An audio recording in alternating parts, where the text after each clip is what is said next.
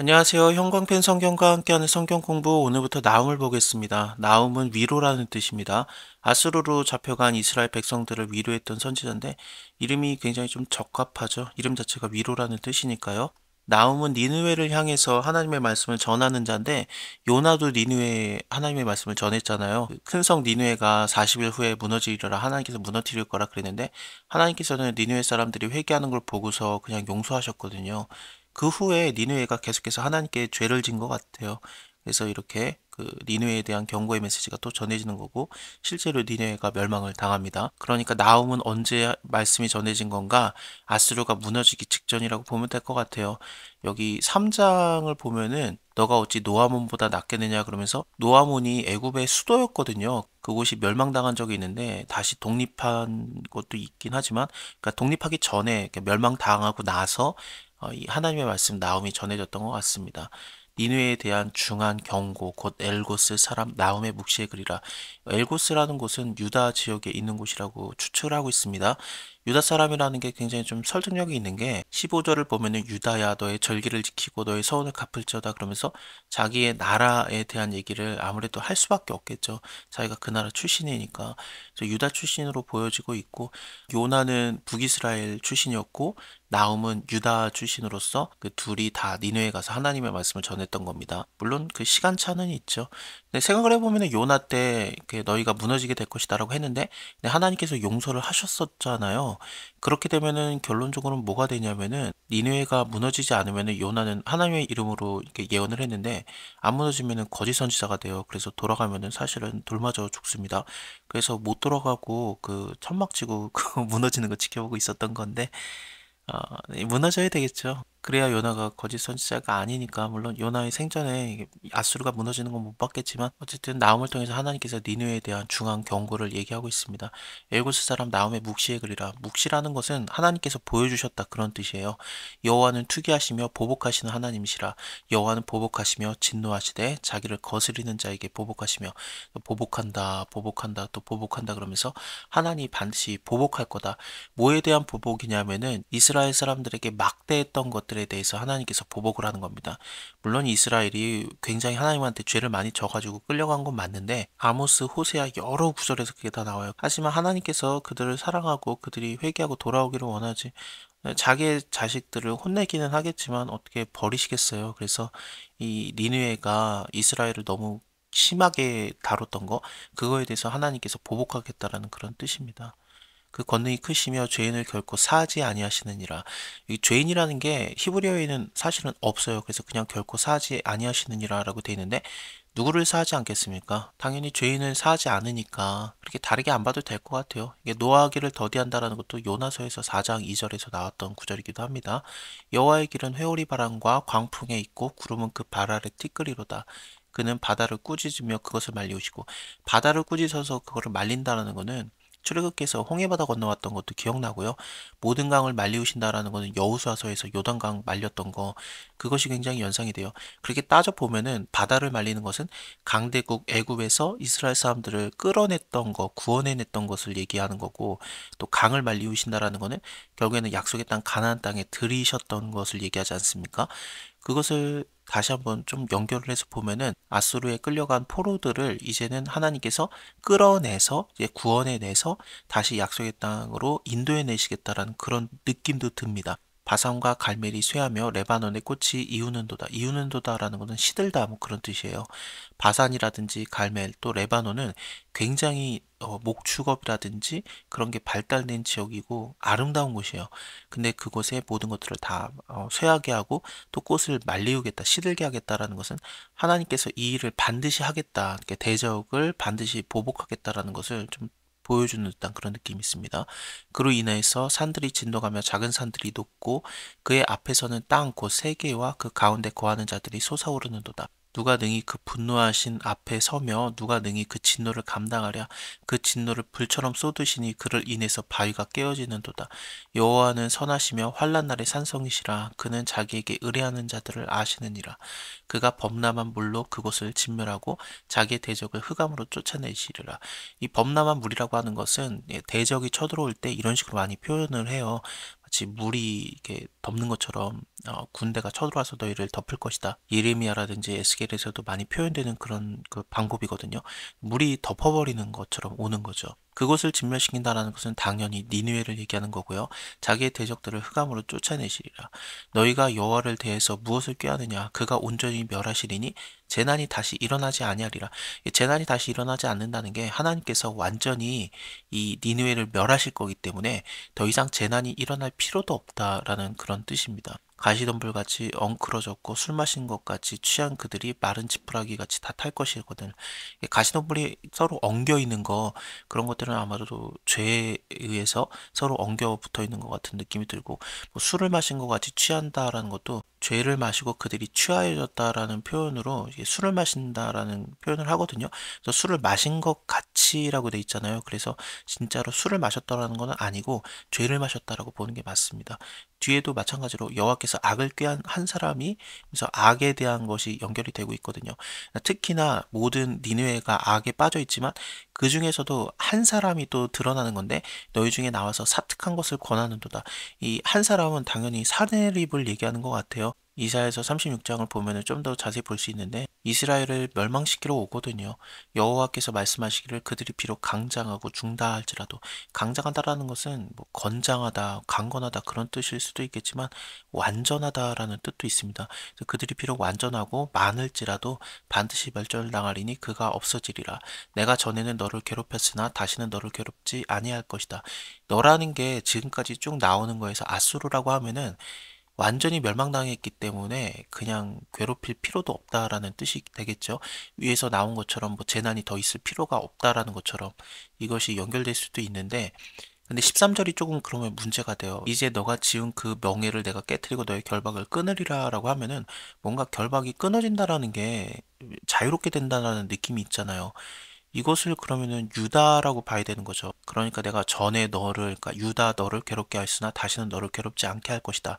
이제는 너에게 지금 그 멍에, 그 아수르의 포로로 끌려간 거, 그 멍에를 내가 깨뜨리고 그 결박을 끊으리라라고도 생각을 할 수 있는데, 그냥 아수르로 쭉 가도 멍에를 깨뜨리고 너의 결박을 끊으리라. 이렇게 너에게 지금 그 멍에, 하나님께서 지은 멍에면은 하나님과의 관계, 언약 관계를 얘기하기도 하거든요.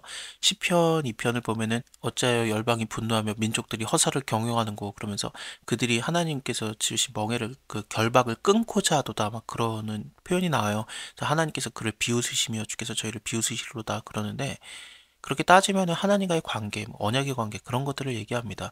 사실 하나님께서 지금 아수르를 들어 사용하고 있는 거기 때문에 아수르와의 그 관계, 그 언약이 있는 건데 하나님께서 그거를 끊어버리겠다라는 뜻이 될 수도 있겠죠. 너를 괴롭게 하였으나 다시는 괴롭지 않게 할 것이다를 유다로 보는 것도 괜찮을 것 같고 그냥 완전한 니느웨의 멸망을 얘기하면서 말하는 것도 괜찮을 것 같기도 그렇습니다. 나 여호와가 너에 대해서 명하였나니 네 이름은 다시 전파되지 않을 것이다. 너의 이름은 당연히 아수르거든요. 니느웨. 그래서 이 니느웨의 이름이 다시 전파되지 않을 것이고 내가 너의 신들의 집에서 새긴 우상과 부은 우상을 멸절하며 너의 무덤을 예비하리니 이는 네가 비루함이니라. 비루하다라는 것은 하찮아졌다라는 뜻이에요. 이거는 유다 얘기를 하고 있다라고 보기는 어렵습니다. 왜냐하면은 너의 이름이 다시는 전파되지 않을 것이라 유다 이름이 전파되지 않을 것이다라는 게 조금 이상하지 않습니까? 그래서 그냥 아수르로 보는 게 맞을 것 같아요. 볼지어다 아름다운 소식을 보하고 아름다운 소식은 당연히 아수르가 멸망당한다는 소식이고 그것을 전하고 화평을 전하는 자의 발이 산 위에 있도다. 유다야 너의 절기를 지키고 너의 서원을 갚을지어다. 악인이 진멸되었으니 그가 다시는 너희 가운데 통행하지 아니하리로다. 원래 15절은 사실 2장 1절로 포함시킬 수도 있습니다. 히브리어로 되어 있는 성경에는 14절까지만 되어 있기도 하고 그러거든요. 근데 아까 제가 말씀을 안 드리고 그냥 지나갔네요. 여기 2절부터 8절까지는 알파벳 순서로 지어지는 노래의 형태를 갖고 있습니다. 예레미야 애가 형태랑도 비슷하고 또 시편에서도 그런 알파벳의 형태를 갖는데 알레베트 기멜 달벳 하면서 그 알파벳 순서대로 이 시가 나오는 거거든요. 다 쓰지는 않고 11개까지만 써요. 카프라는 그런 알파벳까지만 쓰는데 어쨌든 그 노래 형태를 분명히 갖고 있습니다. 나훔 2장입니다. 파괴하는 자가 너를 치러 올라왔나니 아수르를 치러 올라오는 자는 파괴자 바벨론을 얘기합니다. 느부갓네살의 아버지가 아수르 제국을 무너뜨리거든요. 이것은 하나님께서 정하신 일이에요. 여기 정명대로라고 되어 있는데 이것은 하나님이 정하신 대로라는 뜻입니다.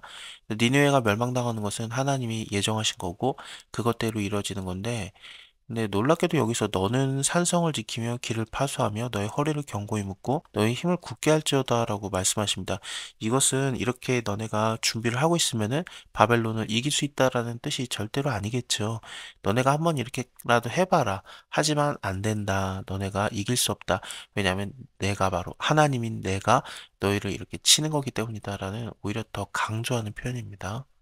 여호와께서 야곱의 영광을 회복하시되 대적이 무너지는 것은 또 야곱의 영광이 회복되는 것이기도 합니다. 우리가 영광이 회복되는 것은 결국엔 우리 대적이 무너지는 거 아니겠습니까? 이스라엘의 영광 같게 하시나니 이는 약탈자들이 약탈하였고 그 포도나무 가지를 얻게 하였습니다. 포도나무 가지가 뭔지 좀 생각을 많이 해봐야 돼요. 일단은 이게 이스라엘을 얘기하는 건가?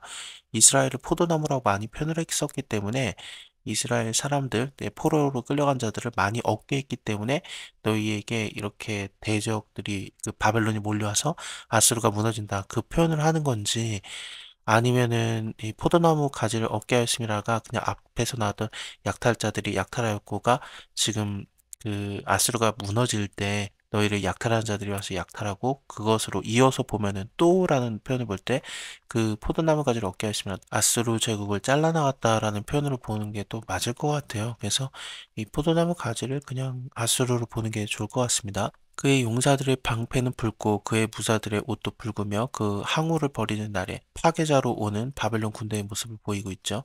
그날에 병거의 철이 번쩍이고 노송나무의 창이 요동하는도다. 그 병거는 거리에 미쳐 달리며 대로에서 이리저리 빨리 달리니 그 모양이 횃불 같고 빠르기가 번개 같도다. 그가 그 존귀한 자를 생각해내니 그들이 엎드러질 듯이 달려서 급히 성에 이르러 막을 것을 예비하도다. 강들의 수문이 열리고 왕궁이 소멸되며 정명대로 하나님이 정하신 대로 왕후가 벌거벗은 몸으로 끌려가며 그 모든 시녀가 가슴을 치며 비둘기같이 슬피 우는도다. 니느웨는 예로부터 물이 모인 못 갔더니 그 니느웨에 사람들이 막 모여드는 것을 물이 모여든다라는 표현을 했는데 이제는 모여들 수가 없는 거죠. 왜냐하면 다 도망가니까. 이제는 모두 도망가니 서라 서라 하나 돌아보는 자가 없도다. 은을 노력하라 금을 늑탈하라. 이것은 하나님께서 바벨론에게 지금 명령을 하시는 겁니다. 그렇기 때문에 바벨론이 니느웨에 와서 많은 것들을 다 약탈해 가는 거죠. 그 저축한 것이 무한하고 아름다운 기구가 풍부함이라. 니느웨가 공허하였고 황무하였도다. 거민이 낙담하여 그 무릎이 서로 부딪히며 모든 허리가 아프게 되며 모든 낯이 빛을 잃었도다. 그러니까 얼굴빛을 잃었다. 뭐 슬퍼한다 그런 표현이 되겠죠. 이제 사자의 굴이 어디 있느냐? 젊은 사자의 먹을 것이 어디 있느냐? 전에는 숫사자, 암사자가 그 새끼 사자와 함께 거기서 다니되 여기서 사자라고 표현되는 것은 아마도 왕을 얘기하는 것 같아요. 그래서 니느의 왕과 뭐 왕비 또 왕자들을 얘기하는 것 같은데 그들이 여기저기 막 거닐고 다녔던 거고 또 그 왕족들이 누구도 두려워하지 않고 그랬던 겁니다. 모든 나라, 다른 나라들까지도 다니면서 다 침략하고 그 나라들을 정복하고 그랬었거든요. 숫사자가 그 새끼를 위해서 식물을 충분히 짓고 그 암사자를 위하여 무엇을 움켜서는 취한 것으로 그 굴에 채웠고 찢은 것으로 그 구멍을 채웠다. 사자굴을 채운다라는 것을 나타내고 있습니다. 이 사자굴은 당연히 니느웨, 왕궁이 있었던 니느웨를 얘기하고 다른 나라를 다 정복한 다음에 그 나라들을 다 찢어 없애고 니느웨의 모든 보물들을 거기다 저축했던 겁니다. 그러니까 저축한 것이 무한하고 아름다운 기후가 풍부하였죠. 그것들을 이제 하나님께서 바벨론에게 말씀하시는 것이 다 노략질해라. 은을 노력하고 금도 늑탈하고 거기 저축한 것들 다 늑탈해라. 만군의 여호와의 말씀에 내가 너의 대적이 되어서 너의 병거를 살라서 연기가 되게 하고 너의 젊은 사자를 칼로 멸할 것이며 내가 또 너의 노력한 것을 땅에서 끊으리니 너의 파견자의 목소리가 다시는 들리지 아니하리라 하셨느니라. 하나님께서 진멸코자 하면은 누가 능히 이기겠습니까? 초강대국이었던 아수르라고 해도 하나님께는 아무것도 아닌 존재거든요. 그렇습니다. 언제나 하나님 앞에 겸손해야 되고 하나님의 구원을 바라야 되겠죠. 화 있을 진저 피성이요. 이 피성이라고 하는 게 피의 성인데 두 가지를 생각할 수 있을 것 같습니다. 이게 왜 피의 성이냐면 죄악으로 가득하기 때문에 피의 성이라고도 생각할 수 있어요. 그 속에는 괴울과 강포가 가득하고 늑탈이 떠나지 아니한도다. 이웃사랑과는 반대의 모습이죠. 남의 것을 뺏어가는 늑탈하는 또 거짓말을 하는 모습 그래서 일반 백성들이 다 떼끼는 모습을 통해서 이 죄악으로 가득한 성, 피의 성이라는 그런 생각을 할 수도 있는데, 또 하나는 뭐냐면은 밑에 절과 연결을 하면서 획획하는 채찍 소리, 괭괭하는 병거 바퀴 소리, 뛰는 말, 달리는 병거, 충돌하는 기병, 번쩍이는 칼, 번개 같은 창, 살육당한 때, 큰 무더기의 주검, 무수한 시체여라고 하면서 사람이 그 시체에 걸려 넘어지는 그 지경이 된, 그러니까 바벨론이 쳐들어와서 아수르를, 그 니느웨를 완전히 무너뜨렸기 때문에 그곳이 피해 성이 됐다라는 것으로도 생각할 수 있습니다. 이는 마술의 주인된 아리따운 기생이, 이 마술의 주인이 됐다고 하면은 아마도 그 우상숭배의 모습을 생각할 수 있겠죠. 그래서 자기네들만 이렇게 우상숭배를 했던 게 아니라 다른 나라까지도, 열국도 전부 다 미혹하여서 그 마술로 여러 민족을 미혹하였느니라. 미혹한다, 우상숭배, 뭐 거짓 예언, 그런 것과 연관이 되지 않겠습니까? 우상숭배도 하고 또 이웃사랑도 하지 않는 나라에 대해서 하나님의 심판이 임하는 거죠. 만군의 여호와의 말씀에 내가 너의 대적이 되어서, 하나님이 직접 대적이 되는 거예요. 너의 치마를 걷어쳐 너의 얼굴에 이르게 하고, 그 치마를 들어 올려가지고 얼굴에 이르게 해서 벌거벗겨진 것을 열국에게 보이며 네 부끄러운 것을 열방에게 보일 것이다라고 하는데, 이것은 2장을 통해서 보면은 이 왕후가 그렇게 벌거벗은 모습으로 끌려갔고 모든 시녀가 가슴을 치면서 비둘기같이 슬피 울었거든요. 정명대로가 하나님의 뜻대로 이렇게 된 건데, 왕후가, 그 니느웨 왕후가 이렇게 끌려가는 모습처럼 너네 아수르 전체, 니느웨 전체도 벌거벗겨진 것이 열국에게 다 보여지고 부끄러운 것이 열방에게 보여질 것이다. 죄악이 다 드러난다라는 것이 되는 거죠. 그리고 그것은 또 구경거리가 되는 거고요. 내가 또 가증하고 더러운 것을 너희 위에 던져 능욕하여 너를 구경거리로 만들겠다. 그때 너를 보는 자가 다 너에게서 도망하여 이르기를 니느웨가 황무하였다. 그래서 니느웨에 이제는 가까이 하려고 하지 않고 다 도망가는 거예요. 사람들만 도망가는 게 아니라 군대들도 다 도망가거든요. 그거에 대해서는 밑에 좀 이어서 볼 건데, 어쨌든 누가 위에서 애곡하며 내가 어디서 너를 위로할 자를 구하려 하리라 하시도다. 위로할 자도 없는 상황이 되는 거죠. 네가 어찌 노아몬보다 낫겠느냐. 노아몬이 도대체 어디냐 싶은데, 애굽의 수도였던 그 티베라는 곳을 생각을 할 수도 있고, 또 어떤 사람은 여기를 애굽의 알렉산드리아라고도 보기도 합니다. 왜냐하면 이 강들 사이에 있으므로 물이 둘렀다. 바다가 성루가 되었다. 그러니까 바다가 일종의 그 성벽이 되는 듯한, 그러니까 방위 시설이 되는 듯한 그 자연 요새가 되는 거죠. 그런 것들을 표현을 하는 거고, 바다가 성벽이 되었다는 것을 통해서 볼 때도 이게 알렉산드리아가 아닐까도 싶지만, 티베라는 지역도 바다는 아니지만 나일강으로 보호를 받고 그랬었거든요. 티베가 그 애굽의 수도였는데 거기가 함락을 당한 적이 있어요. 그때가 얼마 지나지 않아서 이 나훔이 예언이 됐다라면은 너네도 애굽처럼, 애굽의 수도처럼 그렇게 될 것이다. 바다가 성루가 되었던 그곳. 또 2장을 보면은 비슷한 표현이 하나가 또 있습니다. 여기에 6절을 보면은 강들의 수문이 열리고 왕궁이 소멸되었다라고 나오지 않습니까? 이 강들의 수문이 열렸다라는 게 그 티그리스 강을 통해서 일종의 그 자연 요새처럼 한쪽을 방어하고 그랬었어요. 그렇게 생각을 해보면은 애굽은 바다로 갔다가 한쪽을 지키고 있어도, 성루를 만들어도 안 되는데 강들로 갔다가 막는다고 되겠냐? 그 수문이 열리게 될 것이다라는 표현이 되겠죠. 그래서 네가 노아몬보다 낫겠느냐? 안 된다 하는 겁니다. 그스와 애굽이 그 힘이 되어 한이 없었고 북과 루딤이 그의 돕는 자가 되었으나, 여기 붓이라든지 루딤이라든지 구스라든지 다 애굽의 주변에 있는 나라들인데, 그 나라들이 애굽과 함께 연합을 했었으나 안 됐었다. 그가 포로가 되어 사로잡혀갔고 그 어린아이들은 길 모퉁이에 매어침을 당하여서 부서졌으며, 그 존귀한 자들은 제비를 뽑혀 나누었고 그 모든 대인은 사슬에 결박되었나니, 너도 취한 바 되어서 스물이라. 너도 대적을 인해서 피난처를 찾아보리라. 너의 모든 산성은 무화과 나무에 처음 익은 열매가 흔들기만 하면 먹는 자의 입에 떨어진 것 같으니라. 너희 중 장정들은 여인 같고 너의 땅의 성문들은 너의 대적 앞에 넓게 열리고, 성문들이 다 대적 앞에 넓게 열리는 거, 수문이라고 해도 열렸는데, 강들의 문이라고 해도 열렸는데 그냥 땅에 있는 문들은 너무 쉽게 열린다. 그래서 그냥 흔들기만 하면 그냥 먹는 자의 입에 떨어지는 것처럼 그냥 아주 쉽게 너네가 다 정복당할 것이다. 빗장들은 불에 타도다. 너는 물을 길어 에워싸일 것을 예비하여서 너의 산성들을 견고케 하여 진흙에 들어가서 흙을 밟아 벽돌을 가마를 수리하라. 포위당할 것을 준비하라라는 건데, 이게 소용이 없겠죠. 2장에서도 비슷한 표현이 나오지 않았습니까? 그러니까 파괴하는 자가 너를 치러 올라왔나니 너는 산성을 지켜라. 길을 파수하고 너의 허리를 견고히 묶고 너의 힘을 크게 굳게 할지어다. 이렇게 해봤자 다 소용없을 것이라는 오히려 강조의 말이었는데 3장에서도 비슷하게 말씀을 하고 있는 겁니다. 에어싸일 걸 예비해라. 그리고 너의 산성을 견고케 하고 진흙에 들어가서 흙을 밟아서 벽돌 가마를 수리해라. 거기서 불이 너를 삼키며 칼이 너를 베기를 늪을 먹는 것 같이 하리라. 네가 늪같이 스스로 많게 할지어다. 너가 메뚜기같이 스스로 많게 할지어다. 늪이라든지 메뚜기라든지 이런 것들 전부 다 늪도 메뚜기과의 하나가 되겠죠. 너가 아무리 메뚜기 떼같이 많은 군대의 숫자를 만들어내도 소용이 없다라는 뜻입니다. 네가 네 상고를 하늘의 별보다 많게 하였으나 황충이 날개를 펴서 날아간 것 같고 너의 방백은 메뚜기 같고 너의 대장은 큰 메뚜기 떼가 추운 날에는 울타리에 깃들었다가 해가 뜨면은 날아간 것 같으니 그 있는 곳을 알 수가 없도다. 다 도망가게 될 거다라는 거죠. 2장에서도 이렇게 나오지 않습니까?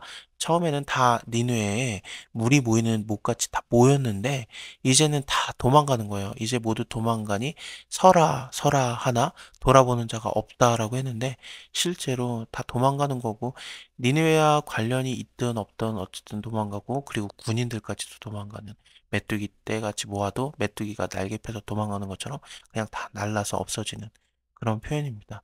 아수르의 왕이여 너의 목자가 자고 너의 귀족은 누워 쉬며 너의 백성은 산들에 흩어지나 그들을 모을 사람이 없도다. 너의 다친 것은 고칠 수 없고 너의 상처는 중하도다. 너의 소식을 듣는 자가 다 너를 인하여서 손뼉을 치나니 이는 너의 악행을 받지 않는 자가 없음이 아니냐.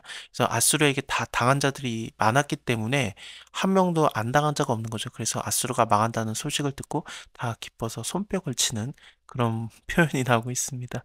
악인의 죽음, 악인의 당함은 오히려 의인들에게는 기쁨의 날이 되지 않겠습니까?